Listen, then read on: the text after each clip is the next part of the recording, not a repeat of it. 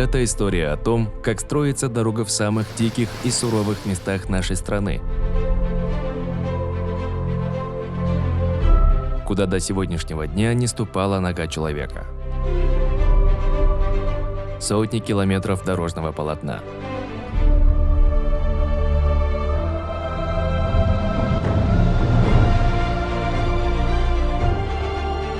Самый длинный тоннель в стране. Грандиозные эстакадные мосты через бурный Нарын.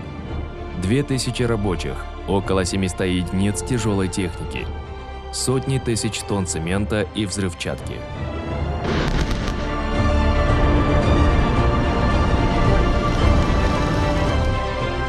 Все это – дорога север-юг.